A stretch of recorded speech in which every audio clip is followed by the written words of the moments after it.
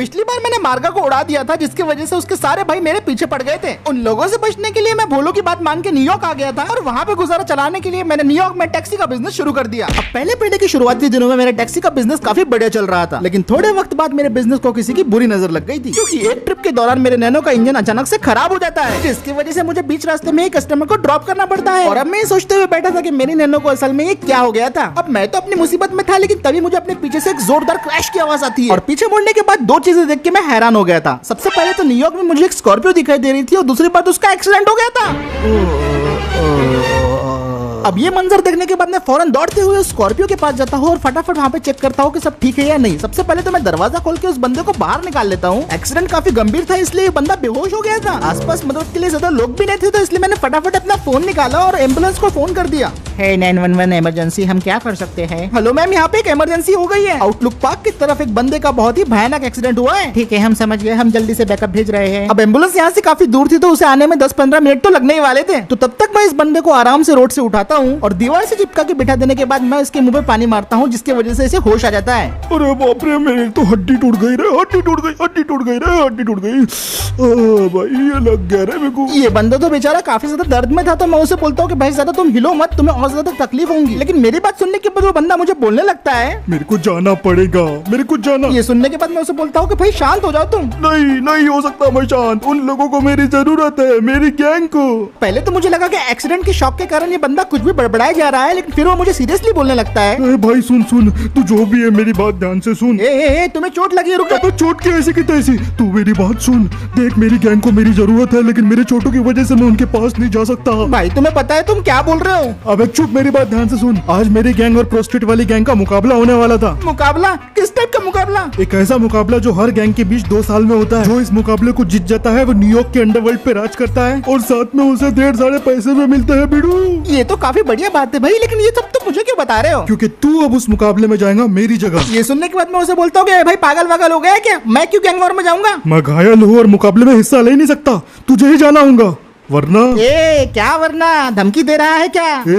पहले बोल रहा हूँ, मेरे गैंग वाले बहुत खतरनाक है। उन्हें बोल दूंगा कि तूने ही मेरा एक्सीडेंट करवाया था। क्या बकवास कर रहे हो? और फिर मेरी गैंग वाले तेरे न्यूयॉर्क में रहना मुश्किल कर देंगे। तो अगर अपनी भलाई चाहता है तो जल्दी से मेरे स्कॉर्पियो को उठा, उसे रिपेयर कर और जल्दी से एयरपोर्ट की तरफ मुकाबले में पहुंच। ये सब सुनने के बाद तो लग रहा था मुझे उसका कि मैं मुंह तोड़ दूं, लेकिन मेरे पास कोई भी ऑप्शन नहीं था। इस नए शहर में मुझे किसी से भी पंगा नहीं लेना था, तो इसलिए मैं उसकी बात मान जाता हूँ और फिर मैं उसकी स्कॉर्पियो में बैठ के उसे स्टार्ट करने की कोशिश करने लगता हूँ। काफी देर तक तो स्कॉर्पियो स्टार्ट नहीं होती, लेकिन फाइनली मेरी मेहनत के बाद वो स्कॉर्पियो स्टार्ट हो जाती है और फिर मैं गाड़ी को घुमा के वहाँ से निकल पड़ता हूँ गैंग वॉर करने के लिए। सच में कभी कभी ऐसा लगता है कि दुनिया का सबसे बड़ा हुतिया मैं हूँ। मैंने कोशिश तो की मदद करने की, लेकिन उस बंदे ने तो उल्टा मुझे अपनी मुसीबत में फंसा दिया। खैर, मैं अपने आप को कोसते हुए आ जाता हूँ न्यूयॉर्क के रिपेयरिंग गैरेज में और इस गैरेज के ओनर थे एलेक्स भाई और वो गाड़ी को देख के बोलने लगते हैं, अरे ब्रो, तुम्हें ये स्कॉर्पियो कहाँ से मिल गई? मुझे कहीं से भी मिली हो, लेकिन मुझे बस इतना बताओ कि ये गाड़ी 2 घंटे के अंदर रिपेयर हो सकती है क्या? अरे बाप रे, 2 घंटे तो बहुत कम टाइम है, लेकिन एलेक्स भाई सब कुछ कर देता है, बस पैसे लगेंगे ब्रो। तो ये बात सुनने के बाद मैं बोलने लगता हूँ कि ठीक है एलेक्स भाई, आपको जैसा लगे वैसा करो, लेकिन इस गाड़ी को एकदम परफेक्टली रिपेयर कर देना, क्योंकि आज इस गाड़ी की मुझे बहुत जरूरत पड़ने वाली थी। अरे ब्रो, बिंदास आओ तुम। फिर उसके बाद मैं एलेक्स भाई को थैंक यू बोलता हूँ और वहाँ से निकल जाता हूँ। अब उम्मीद थी एलेक्स भाई गाड़ी को परफेक्टली रिपेयर कर देंगे और जब तक यहाँ पे गाड़ी का इंतजाम हो रहा है तब तक मैं सोच रहा हूँ कि क्यों ना मैं भी अपने कपड़ों का कुछ इंतजाम कर लूँ। तो बस इसीलिए मैं आ गया था न्यूयॉर्क के क्लोथिंग लाइन स्टोर में।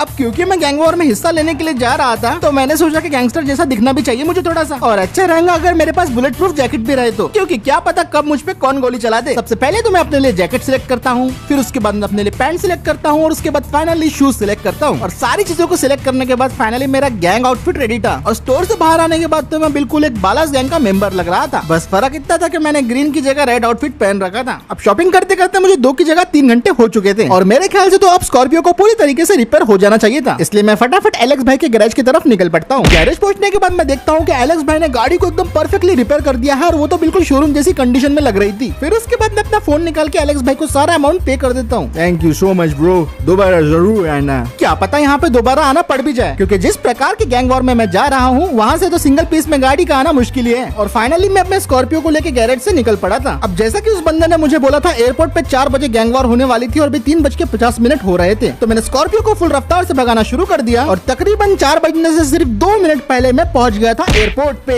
अब वैसे लॉस सैंटोस के एयरपोर्ट पे तो मैंने काफी बैटल की है, लेकिन ये किस टाइप की बैटल होने वाली है मैं कुछ भी नहीं जानता था। और फाइनली एयरपोर्ट के थोड़ा आगे जाने के बाद मुझे वहाँ पे कुछ लोग और गाड़ियाँ दिखाई देने लगते हैं। मैं समझ गया था गैंग वॉर यहीं पे होने वाली है, तो मैं भी अपनी गाड़ी को वहाँ पे रेड कार्स के पास खड़ा कर देता हूँ, क्योंकि मुझे लग रहा था कि शायद यही मेरी गैंग है। और आसपास का माहौल देख के अब मुझे समझ में आ गया था कि ये किस टाइप की लड़ाई होने वाली है। अब गाड़ी को पार्क करने के बाद मैं अपनी गाड़ी से उतर के सीधा सामने जाके खड़ा हो जाता हूँ। तभी इतने में ही मेरे बाजू वाला बंदा मुझे बोलने लगता है, बेड़ू तू कौन है और तू यहाँ पे क्या कर रहा है? एक सेकंड, तेरे पास हमारे रोडी भाई की स्कॉर्पियो कहाँ से आई यार? साले तूने हमारे भाई के साथ कुछ ऐसा वैसा तो नहीं किया? अरे भाई शांत हो जा, तुम्हारे रोडी भाई का रास्ते में एक्सीडेंट हो गया था। ओए साला, मैंने कितने बार बोला उसको अच्छे से गाड़ी चलाया कर, लेकिन सुनता ही नहीं है ना। लेकिन देखो यहाँ पे किसने आने दिया? यहाँ पे आने के लिए मुझे तुम्हारे भाई ने कहा है। देखो रोडी भाई ने यहाँ पे आने के लिए बोला। हाँ, और उसने मुझे ये भी कहा कि उसकी जगह मैं गैंग वॉर में हिस्सा लूँ। ओए बिड़ू, मैं आप समझ गया। तो ऐसे एक बात बताओ भाई, हम लड़ने किससे वाले हैं? अपने दुश्मन अपने सामने खड़े हैं बिड़ू, वो देख सामने, द ब्लू गैंग।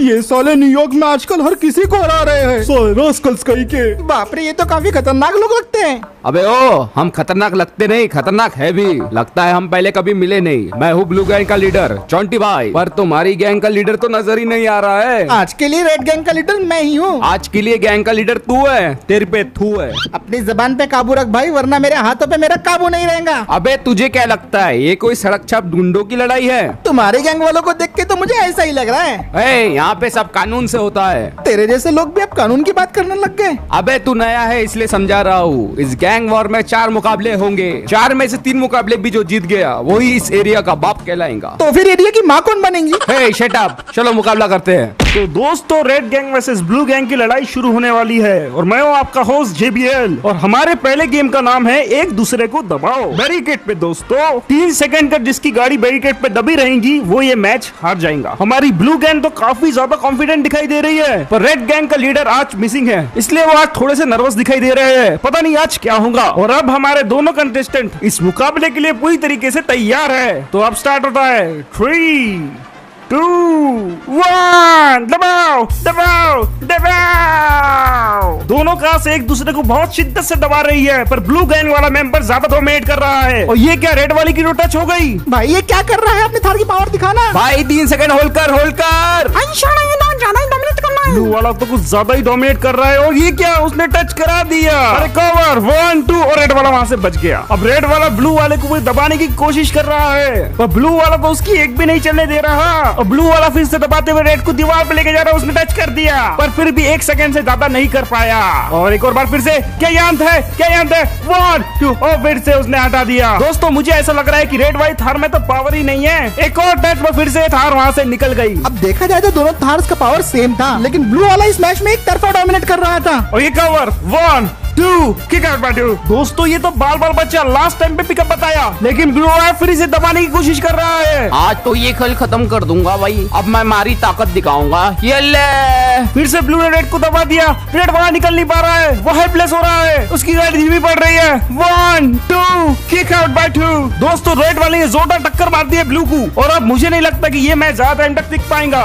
बिड़ू, लगता है अपने तो लग गए रे। अपनी ताकत बताओ, खत्म कर दो उस कमीने को। अब मारी ताकत देख रहे भाई।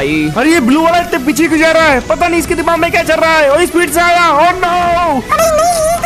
1, 2, 3 ब्लू गैंग ये मैच जीत गई है। ओए शाबाश मेरे शेर। Here is your winner, the member of the blue gang, बल्लू बड़वाले। ओए मैंने तो पहले कहा था जीतूंगा तो मैं। और अब तो मुझे काफी ज्यादा डर लगने लग गया था, क्योंकि गैंग वॉर की शुरुआत ही काफी ज्यादा बुरी हुई थी। अरे अरे अरे अरे, कैसा लीडर बनेगा रे तू? तेरी गैंग तो पहले राउंड में ही हार गई। जस्ट चिल ब्रो, अभी भी 3 राउंड बाकी है। 3 राउंड हम जीत सकते हैं। अबे एडी क्या, पहले तू 1 राउंड जीतने के बारे में सोच, 3 बाद में सोचना। इसकी थाड़ में कुत्ते भी गड़बड़ है, इसलिए मैं हारा। इस बार हम चौकन्ना रहेंगे। वैसे बताओ अगला राउंड क्या होने वाला है? गैंग वॉर के सेकंड राउंड में आपका स्वागत है दोस्तों। इस बार मुकाबला होने जा रहा है 2 लेजेंडर के बीच में, जहाँ पे हमारे एक तरफ है रफीक भाई और दूसरी तरफ है बबलू भाई। इस राउंड को तो हमें जीतना ही होगा। इस राउंड में दोनों कंटेस्टेंट को इस चैलेंजिंग रैंप को पार करना होगा, वो भी कम से कम समय में। जो सबसे कम टाइम पे फिनिश लाइन पे पहुंचेगा वो इस गेम का विनर होगा। मैं तो बस यही सोच रहा था कि ये राउंड किसी तरह निकल जाए। ऑल द बेस्ट रफीक भाई, देखना ये राउंड को तुम ही जीतोगे और न्यूयॉर्क पे फिर हमारा राज होगा। टॉप 3, 2 1 गो। अब सेकंड राउंड स्टार्ट हो चुका है दोस्तों। लेजेंडर काफी ज्यादा स्पीड से भाग रही है और रफीक भाई सारे बैरिकेड को आसानी से अवॉइड कर रहे हैं। अरे मेरे को तो सब आता है बाबा। अब तो बस कुछ ही बैरिकेड रह गए पर रफीक भाई ने आसानी से इनको पार कर लिया। अब सामने आ रहे खोपड़ी हिलाने वाले ब्रेकर्स। अरे मेरी खोपड़ी तो पहले से हिली हुई है। अरे ये क्या, इनकी गाड़ी तो हवा में उड़ गई। ओह नो सिलेंडर भाई, नहीं, ओह माय गॉड, इनकी गाड़ी ब्लास्ट हो गई है और 3-4 कुलेंटा खाने के बाद ये जमीन पे आ गई। और मुझे इस गाड़ी की खस्ता हालत देख के ये लग रहा है कि ये गाड़ी तो स्टार्ट नहीं हो पाएंगी। अरे ये क्या हो गया? नहीं नहीं। तो दोस्तों ब्लू लेजेंडर इस राउंड से आउट होती है क्योंकि वो स्टार्ट नहीं हो पा रही। बढ़िया, क्यों भाई आ गया स्वाद। अच्छा, ओ पाजी क्या हो गया? ये रफीक भाई तो ब्लू गैंग तो इस राउंड से आउट हो चुकी थी, मतलब हमारे पास एक चांस था इस राउंड को जीतने का। बंटाए आज अपन ही जीतेगा। तो अब रेड गैंग से बबलू भाई की बारी है। 3 2 1 गो। अरे बाप रे बाप, बबलू भाई तो काफी जोश में दिखाई दे रहे हैं। कितने आसानी से उन्हें बैरिकेड्स को पार कर रहे हैं। मानना पड़ेगा दोस्तों इनका क्या कंट्रोल है इनकी गाड़ी पर। सारे बैरिकेड पार हो गए, अब ब्रेकर्स आ रहे हैं और देख के तो ऐसा लग रहा है कि बबलू भाई को तो ब्रेकर से कोई फर्क ही नहीं पड़ता। ओह माय गॉड, ये क्या, इनकी गाड़ी भी उसी जगह से उछल गई। क्या इनका हाल भी रफीक भाई जैसा होगा? ये तो गए काम से पर, लेकिन एक सेकेंड, इतने भयानक एक्सीडेंट के बाद भी इनकी गाड़ी ढंग से लैंड हो गई। ओए बंटाए असली असली। बबलू भाई अभी भी आगे बढ़ते जा रहे हैं और ये क्या, उनने फिनिश लाइन को क्रॉस कर लिया। He is your winner from the red gang, Bablu भाई। बोला था बंटाए अपन कर दिखाएगा। क्या बात है भाई, क्या बात है, तुमने कर दिखाया। मुझे लगा ही था भाई तुम ये कर सकते हो। अरे जीतेगा भाई, जीतेगा, अरे एकदम जीतेगा। इन रेड गैंग वालों की तो हाँ। अरे भाई साहब अगर राउंड जीतना पड़ेगा वरना टाई हो जाएगा। दूसरा राउंड हम जीत चुके थे और अब बारी थे तीसरे राउंड की। तो अब तीसरे राउंड में आपका स्वागत है दोस्तों। और इस राउंड में हमारे पास है 2 महामंडल के बसेस। मगर क्यों? क्योंकि इस राउंड में इन दोनों गाड़ियों की बिल्ड क्वालिटी टेस्ट की जाएंगी। इस राउंड में दोनों प्लेयर्स अपनी गाड़ी को बस पे जाके ठोक देंगे और जिसकी गाड़ी पे ज्यादा डैमेज आएगा वो ये मैच हार जाएगा। तो क्या सब लोग तैयार हैं? इस राउंड में तो हमें जीतना होगा, हम रेड गैंग से नहीं हार सकते। हो भाई। तो अब 3 2 1 हो जाए शुरू।